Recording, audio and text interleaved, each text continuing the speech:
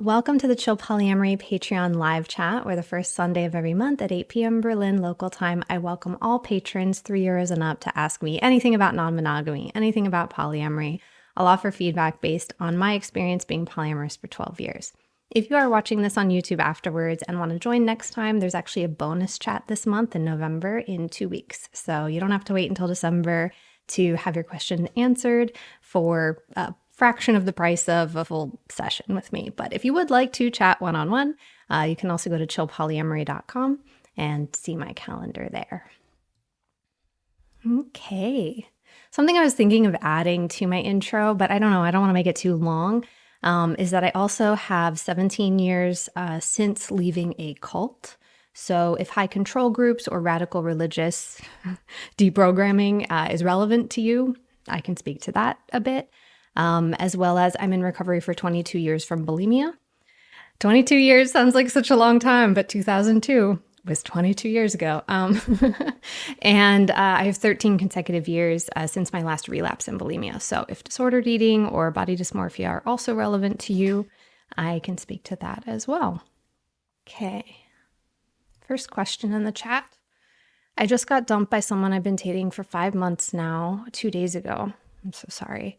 I could go into all the ins and outs of how I'm feeling about it, confused, sad, disappointed, but really I'd like to ask for advice on how to take care of myself during this tender time, and also tend to my still existing relationship with my partner of almost 1 year. You're going through a breakup. You know, it's not to be, glib, but it sucks. It sucks. It's grief. It's rejection, it's disappointment, it's all of the things that you described. And so, of course, you would feel unmotivated and, lethargic or trudging or just trying to do a day, not like, feeling up about anything. So I'm sorry that you're going through that. I do hope that you're like being compassionate with yourself, because this is just what losing somebody or losing something feels like, unfortunately. So insofar as still having a partner during a breakup, on Patreon, I do have other resources as well. I believe on one of the past lives or two, we talked about going through a breakup while having another partner. So you can also look through that and see if that resonates. But essentially, it's like if you're going through a breakup and you've got, other commitments, if it weren't a partnership, people who are raising kids, right? You're still like doing the day and raising the kid, and like you care about the person, not to overconflate a romantic commitment with that of a familial one, but just to say, like, if you have experienced a breakup at any point while also still showing up for someone else that you care about, like prior to non-monogamy, maybe you already know some things that work for you. Maybe you can already draw from your own experience of what you've gone through. The unique, tricky part about going through a breakup while having a romantic or sexual partner is how much like that partner can be your support person for this specifically. Sometimes the partner feels just like totally has a lot of bandwidth. Sometimes the nature of the breakup is a tender topic for them too. I don't know if they knew their meta or if they're also having feelings. Sometimes if there was, animosity or ambivalence or just tension with the concept of polyamory itself, maybe not the person, it can create a conflict of interest in your partner being a support person for you. You didn't mention, I don't think, like leaning on your partner for support, but even just in them having the bandwidth to offer grace or extend compassion. Sometimes people who feel burnt out by something related to polyamory might have a lower tolerance for, your distress than they would if they weren't bothered by polyamory, right? Like, so checking in and seeing like where is your partner also at, leveling with each other about like, this is what the energy I have to do today. I usually clarify, like, please know that if I'm low energy today, like it has nothing to do with you. You're great. I love you so much. Just continuing to validate so that the existing partner doesn't misunderstand or misinterpret. But yeah, it's grief, it's loss. And so there can be a bit of unpredictability. I tend to ask my partners like, hey, let's absolutely have a date night. And if I'm feeling low that day, do we have like a an option for turning down the volume a little bit, maybe being on the sofa together, but cuddling, there are ways to still connect and also meet you where you're at with your energy level or with your mood at the moment. And so, we need support when we're going through a loss, and we need to be able to talk about it with people. And so if at all you feel limited talking to your existing partner about the ins and outs of what you're digesting, then continuing to lean on friends or, mental health support, or I'm glad you're here. I'm happy to also be a part of that. But it is hard to feel love and loss simultaneously. So yeah, we still show up, but we don't try to power through and ignore the low feeling either. Like, we don't want to mask and pretend, because that's just added exhaustion, in my experience. I hope that helps. Yeah. Next question. How do you tell the difference between NRE and love? NRE is new relationship energy. It's that swooning stage that you feel, the high you feel when you're, in a new relationship. So, the difference between NRE and love begs the question, like, what is love to you, right? But I'll put a pin in that, because that's a bit big of a question. But yeah, that's an important one. So I'll circle back to that. But new relationship energy, it can include love, in my experience, right? Like, the partner that I live with, on our very first date, it was just a huge high. I knew right away this person is one of the significant people. It was very intense. We lost track of time, and 12 hours just flew by. And it stayed like that for a while. We still have a pretty intense love. And so, yeah, it doesn't mean that they're mutually exclusive. I don't want to be dismissive or speak in a pejorative way about new relationship energy as trivial, because sometimes a part of you is like, oh, I'm realizing something, and I think that that's helpful to know and to notice. So it can include love, or it can be the precursor to building a deep relationship or building longevity together. New relationship energy sometimes looks like that for queer people, I've seen as well. Like, I think anybody can U-Haul, but there's the stereotype of queer women or gay women U-Hauling, especially with one of their first, queer relationships, of just like, if, you're not from the US, I don't know if U-Haul operates outside of the US, but U-Haul is a moving company. And so it's this idea of like, you've just met and 3 weeks later you're moving in. And so I think that speaks to this intensity that can happen of like, I'm certain, I know you are the one. And in non-monogamy, we're like, you are one of the ones. Okay. So I never say never. Like, there are plenty of people that don't regret moving super fast because they knew from day one. But I usually, encourage like being wary of making changes that are hard to undo or hard to change again. Until you feel a bit settled. Because that's one thing that new relationship energy is settled. It is not calm. It is inherently volatile, and that can feel very exciting, and that can feel very unstable. And so I would imagine maybe that's part of the reason for the question, is like, is this love, or is this something I can count on to be there after the intensity fades? Now, hopefully I'm not putting words in your mouth, but yeah, notice future tripping if you don't yet know a lot about them. Like, notice future tripping, imagining yourself forever and ever. If you haven't dealt with conflict with them yet, if you don't know how they act, when you're upset and need to bring something up, for example. So just sort of bringing it back down to earth and being like, okay, wait, I feel a lot of things. I've invested energy. I feel optimistic, and there's so much more to learn about this person before I make plans, So that's something that I, encourage people to. It's not that you have to harsh your high, but just to not necessarily rush to action yet. But again, you're grown, you can do whatever you want. So, but yeah, this is generally new relationship energy. tends to be framed as a counter to like mature relationship energy, or MRE, which is the like the warm and fuzzy, like stable, secure, routine, sometimes deeper embedded, like you feel like this is set, or I know what this relationship is. It's quite a bit of an inverse of a new relationship, whereas there's still so many question marks. And I think each of them have their own beauty and unique things to enjoy.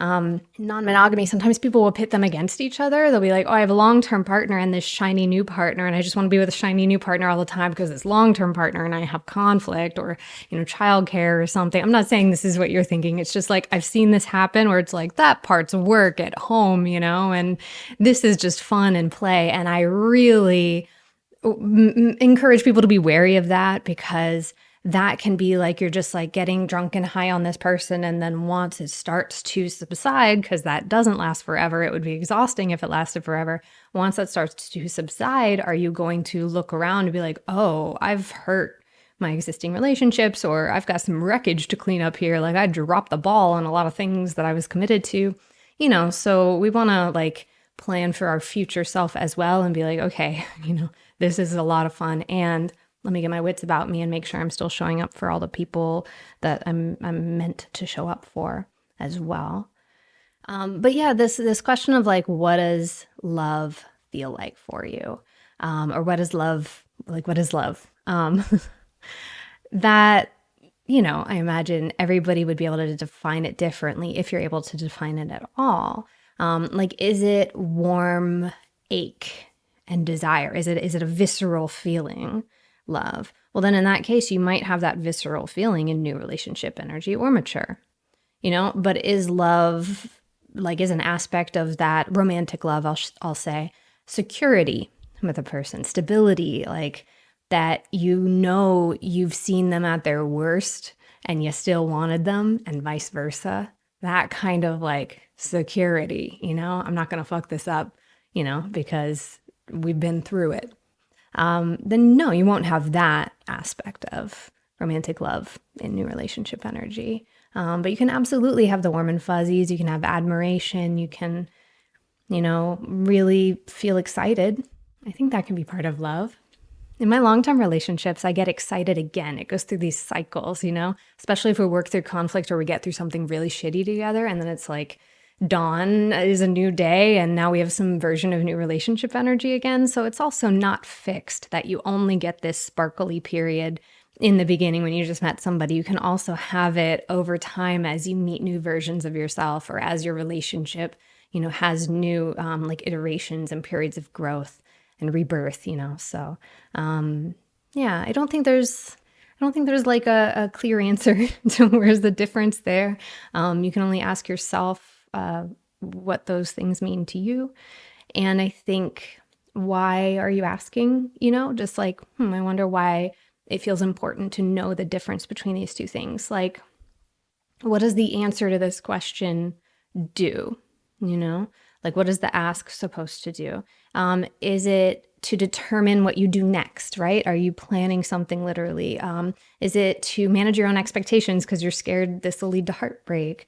Or to manage the expectations of other people in your life? You know what I mean? Like, why are you asking? And then that reason might lead to a point of tension that you are able to resolve if you're not able to answer this question. Because that's like a philosophical question you could probably do like a PhD discourse on or something. You know what I mean? It's like, I wouldn't want your sense of relief to come from defining the concept of love and if this is or is not it. It's like, what are you really feeling? Is there any distress or agitation around? And can that be, explored?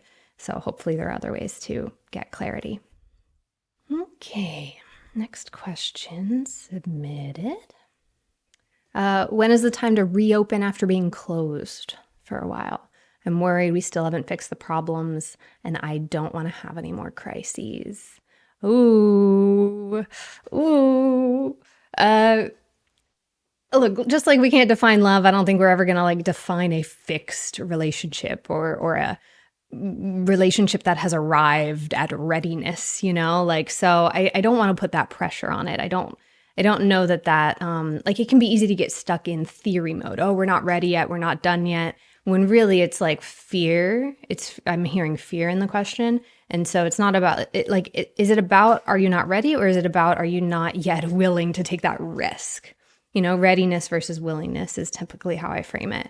Are you like, I'm not ready for the chance. I'm not gonna take that leap yet, and keep checking in with yourself on when that risk feels worth it to take, or when like inaction feels more costly and taxing than action.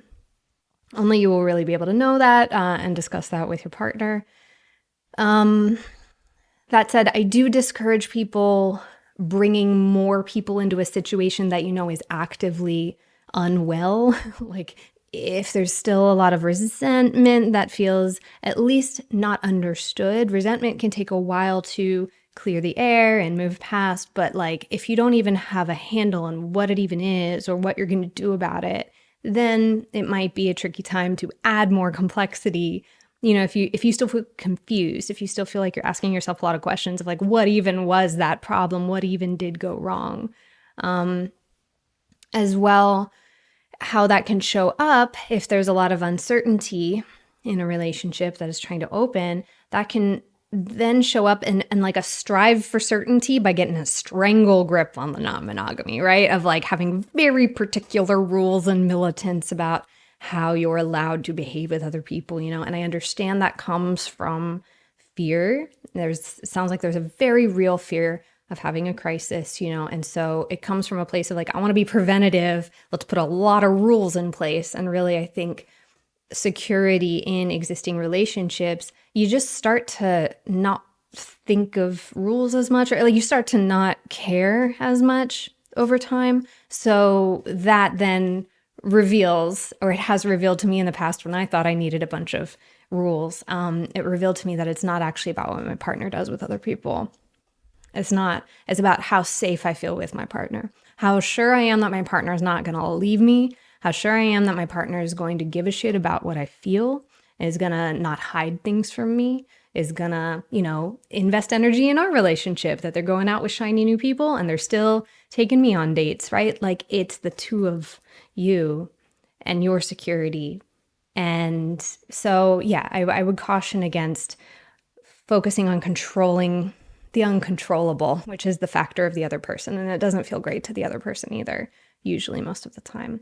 So that's the first thought. But I think, you said you aren't sure if you fixed the problems yet. So like, what are those problems and how did you discuss fixing them? Do you feel like you have a crystal clear, like tangible, practical idea of what's going on? Like, you did not communicate enough. How are we going to change that so you communicate in a way that reassures me next time, right? Do you have a literal plan of how to do it differently, of how to not repeat history?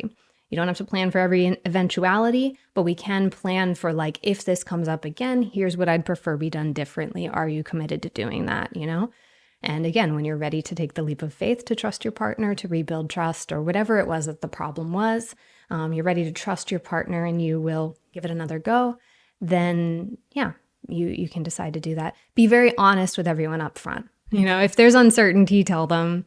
Some people don't mind, some people really mind, or they just got out of something that they're like, I can't be around a couple that's not on solid ground necessarily, and that's fine. So just be really real with people so they can decide if it would be okay with them or not, to be in a like this close to relationship that might be still in flux.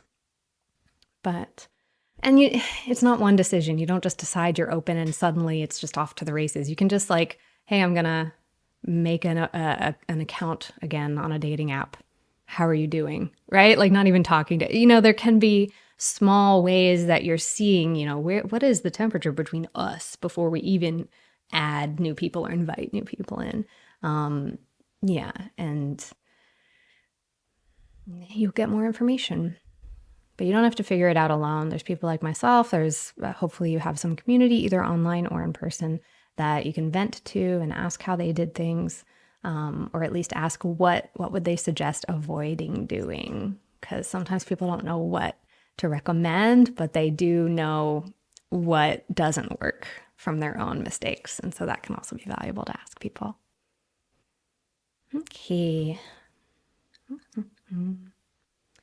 Next question in the chat. I'm looking for advice about loneliness. It's been a few years that I haven't really been able to build a strong connection with anyone, likely because my style of polyamory is hard to find. I find that most people are doing hierarchy. I'm starting to get overwhelmed by the feelings that there just isn't anyone for me. Wondering if you have any thoughts, I guess. It's really hard. It is, and not, please don't feel hopeless. Headline thought, don't be hopeless. Headline thought, your people exist. It's a matter of connecting with them, how you can connect with them, and how often. But I do want to validate that it sucks. It sucks because the irony is like, if you're into anarchistic relating or anti-hierarchical relating, if you're into like abundance and welcoming a lot of people in a lot of ways, it can ironically shrink the dating pool because so many people are committed to the monogamous framework, either because that is how they organically love or because that's all they've ever known, or they're scared, and so there's a million reasons that people either want it or are doing it even if they don't want it. And that can be really hard to reckon with. So I will say that like it can be disappointing. Be really real with yourself. Like sometimes there can be optimistic dating. Well, this person's cute and they said that, they're trying to work on their wife might be willing to go towards non-hierarchy. I don't know. I've be wary of like investing a lot of energy or emotion into people who, we were just talking about it, who might be not certain where they're going to land, might be in flux, Plenty of people are optimistic about themselves, what they're going to do, or they're even sometimes misunderstanding their partner, or even on purpose misrepresenting what their partner's okay with. And then you find out on the third date or the third month, actually their partner isn't okay. It's a hierarchy again, and you've been vetoed, right? Like, so I don't want anybody to be afraid to date. It's just like, notice the signs. If people, have they been really doing a lot of self-examining on why would they want non-hierarchy? People say, I'm non-hierarchical. What does that mean? Because that's not a fixed state. You can practice anti-hierarchical work, right? But there are so many different types of hierarchy of need, of priority, of privilege, of power. And usually the one that we have a bit more control over or a bit more ability to negotiate is a hierarchy of power. So I'm very clear on that. And unfortunately, a lot of people are a little bit less interested. So it really depends physically on where your location is. If you know any spaces where there are people who are like deconstructing other things in their life, anything that is a bit more anti-hierarchical or anarchistic, politically or socially, or just people who are your people, even if they're monogamous, like it can at least feel good to know that they're like questioning existing paradigms in a way that you are, so you don't just feel like you're alone. That can be a place to start, and often people mix with like-minded people. The partner that I met, that I live with, I met through a mutual when we were focused on building something else together. So like all of these cool people have their people, and you never know. But also online spaces, if you happen to be in a small town or a more conservative community, a lot of people find refuge in connecting online with people, and that even if it becomes a long distance relationship or, winds up not being something that is able to be something you enjoy in person all the time, it can be something that reminds you you're not alone.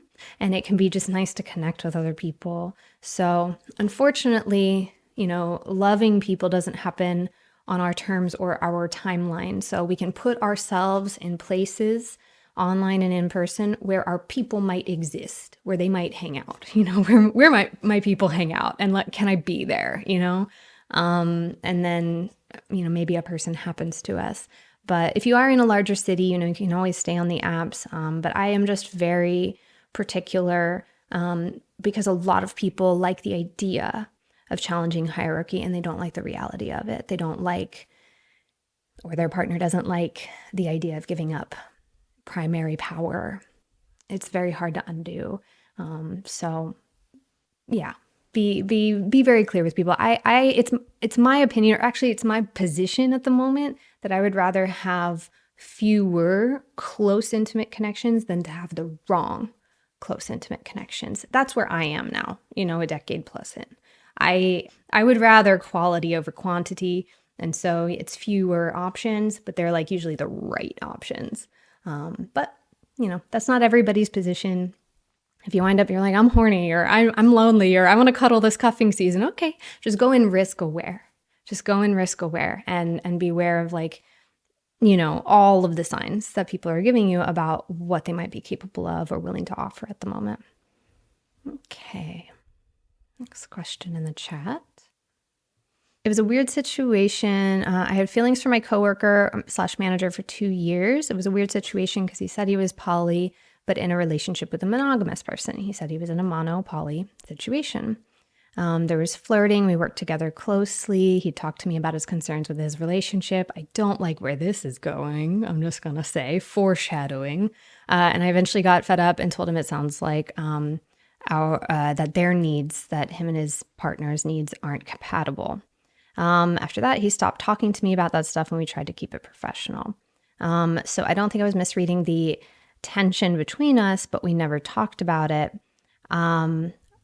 And I've been trying to move on.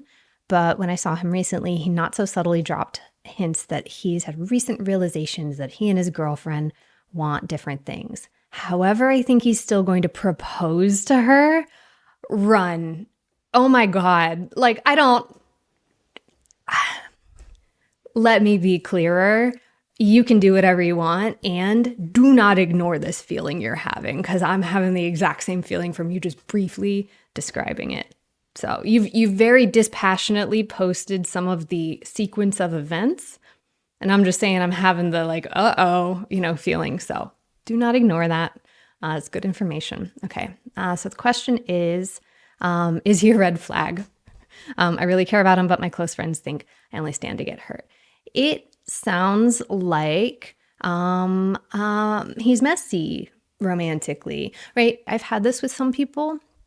I've had this with some friends where I'm like, you're awesome as a friend in terms of or professionally or creatively, we really connect, and notice how they are in their other ways of being. There's some people that I'm like, oh, if we were romantically connected and you were doing this with me, can you imagine being romantically connected with this person and he's griping about you to someone else who now thinks you should break up, but instead he's moving in closer with you, and the disconnect of that, I can only imagine his other partner is feeling that on some level, but then gets proposed to maybe, so it sounds like, based on what you've described, that he's really struggling to manage expectations or to even know what he wants, which means that, yeah, it could set you up for a fair degree of volatility. And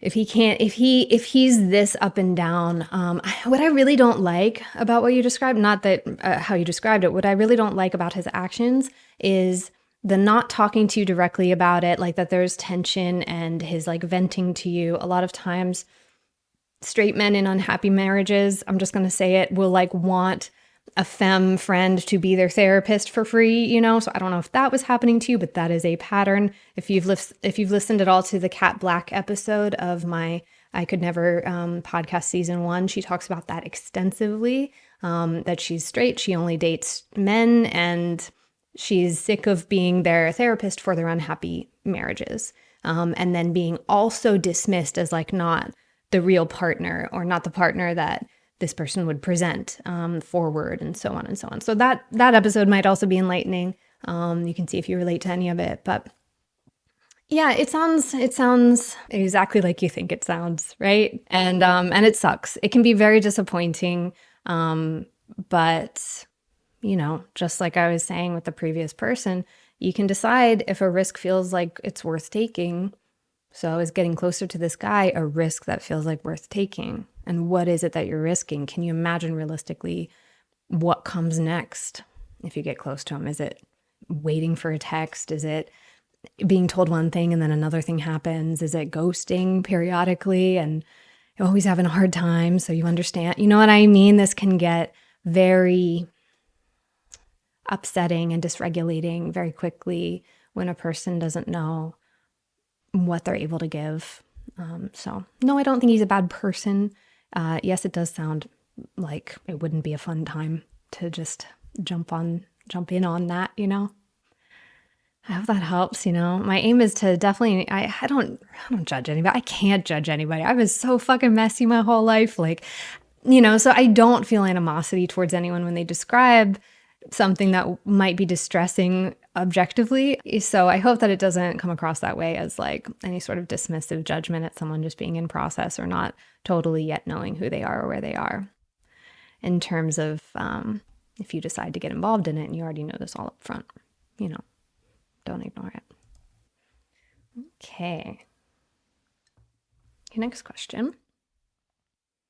I got some humble pie this week when I felt really territorial about a partner bringing their new date into our home. We've been poly for years and I can't remember the last time I wanted to piss on my territory figuratively.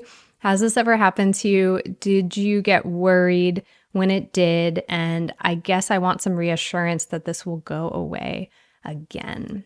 Yes, it has come back, and yes, it has gone away again, in a nutshell answer.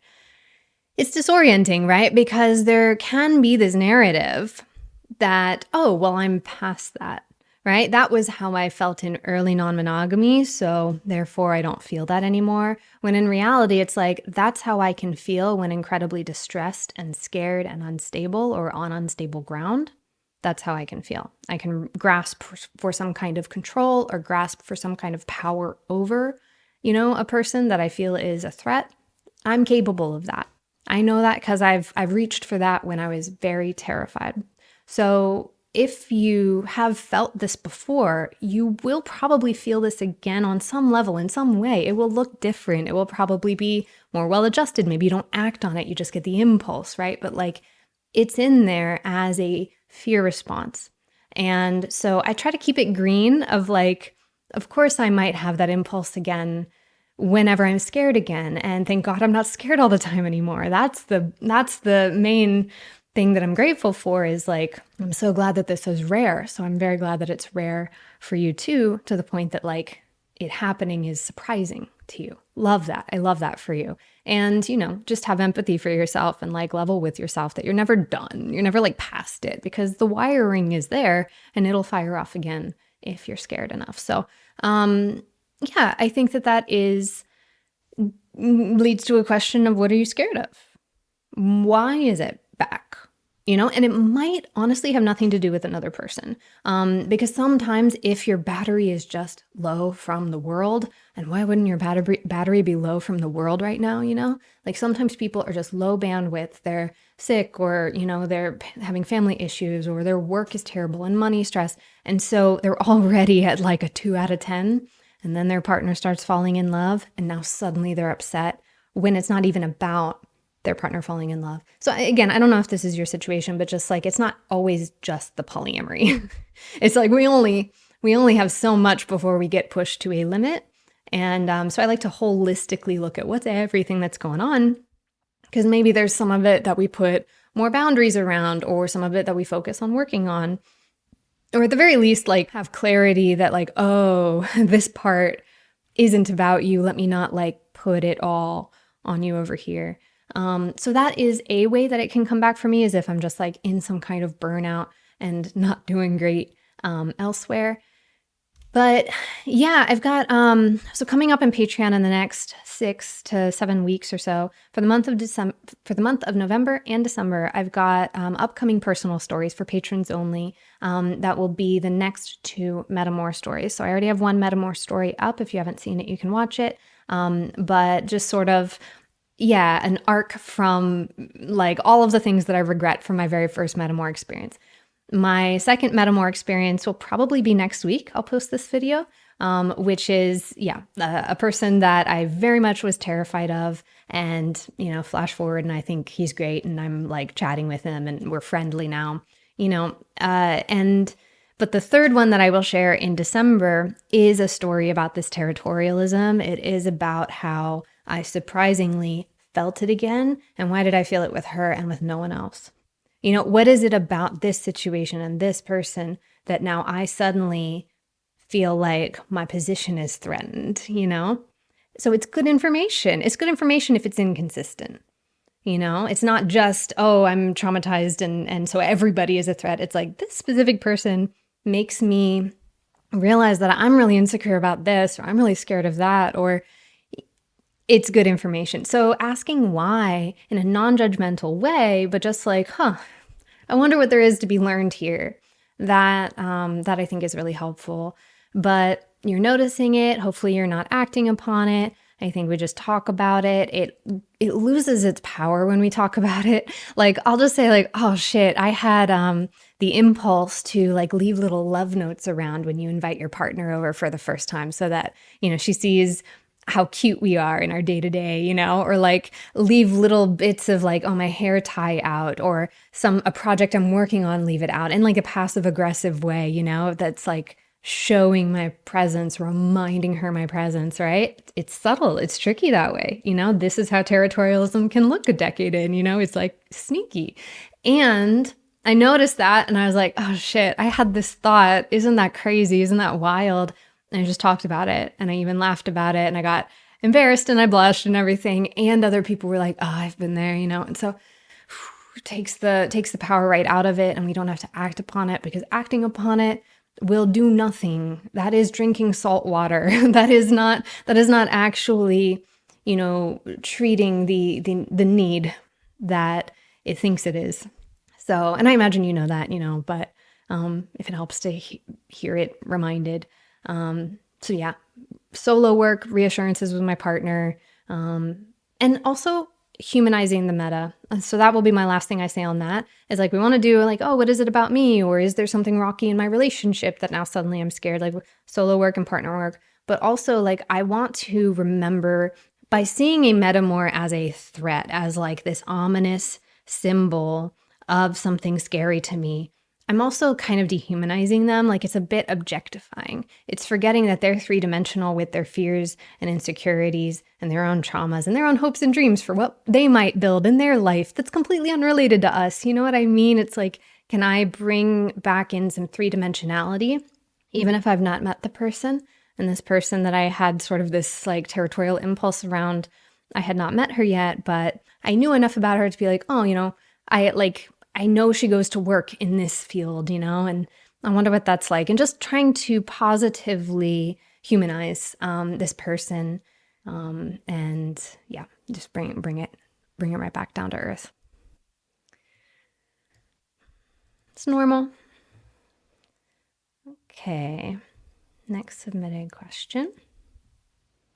The sexual dynamic I have with one partner is very DS, dom sub, brat tamer brat, and rough, which is something I'd always wanted to explore. But this has changed my sexual dynamic and physical excitement with another partner, where it's generally calmer and slower. Any tips on navigating this change?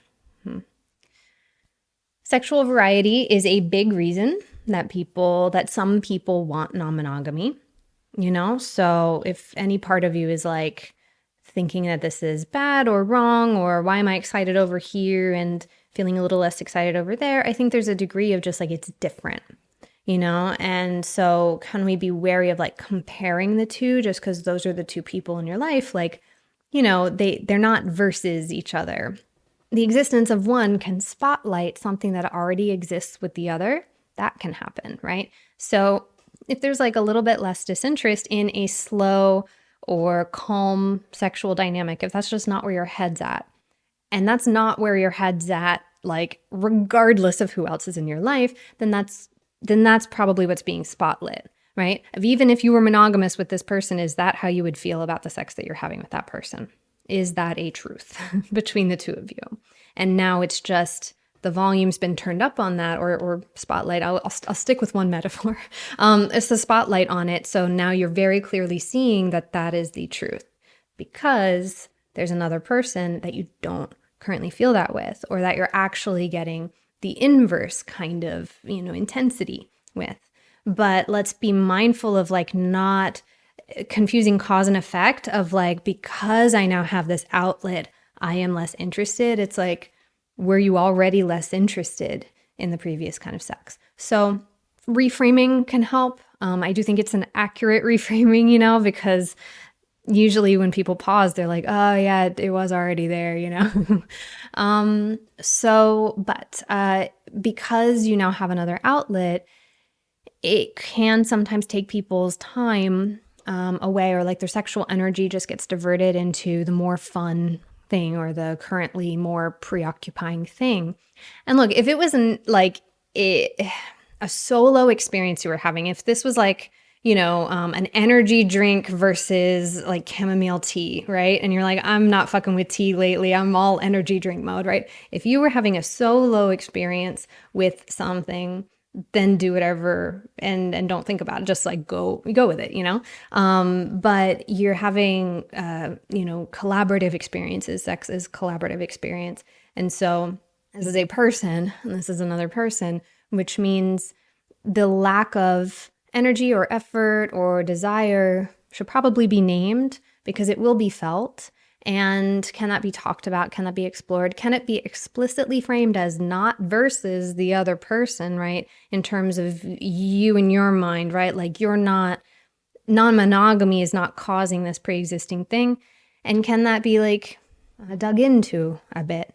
What would you do if you didn't have another partner, If you're like, I don't feel like the motivation, but, let's make a night where we are, touching each other and we create the environment, the opportunity for intimacy. If you have that desire to do that work, you can. But sometimes when people realize some incompatibilities, then they start naming what they do or don't want anymore. And so in extreme cases, I'm not saying this is your case, but in extreme cases, people are like, I'm realizing I don't know that I want a whole lot of sex with you anymore at all. And like, if that's the reality, then that's okay too. It's hard.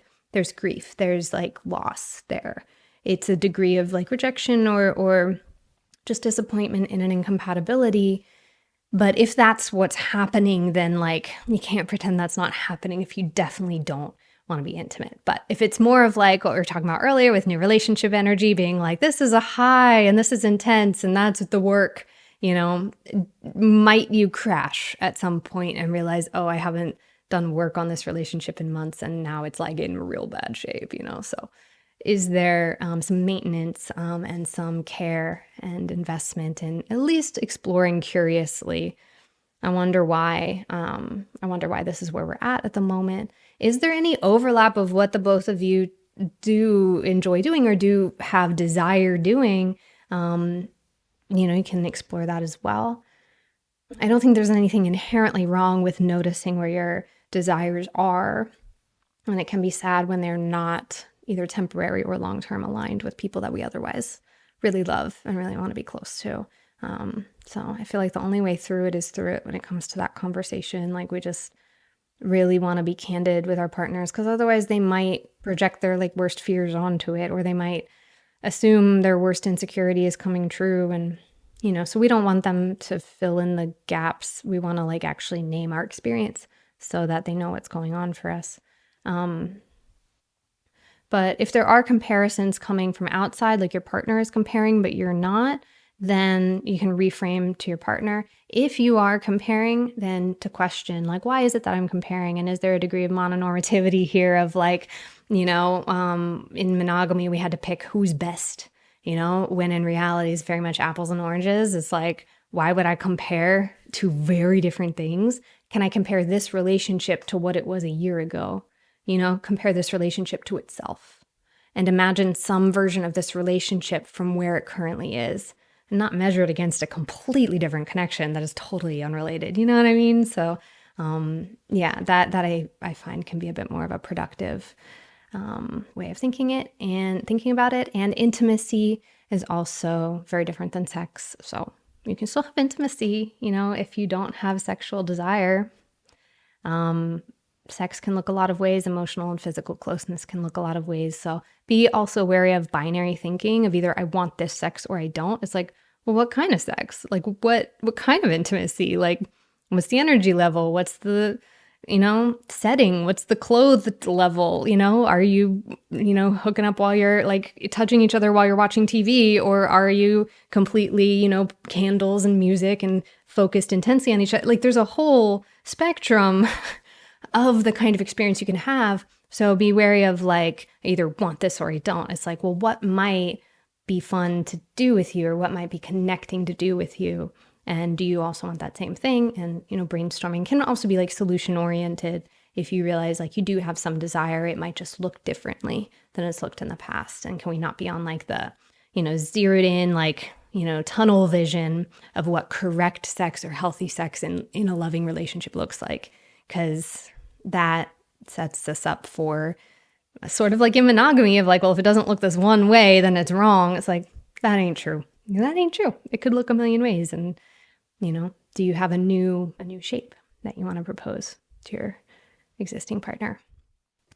Okay, we are at our hour. So thank you so much for joining me today. Again, like I said, in 2 weeks, I'm going to have a bonus live chat this month. I'm pretty sure that's the reality. Well, I'll do it even if that's off schedule. I'll do it. So 2 weeks from now, that will go out for all €3 patrons and up. So if I didn't get a chance to answer your question this time, then I will roll it over to next time. I hope you have a wonderful day, and thank you so much. See you next time.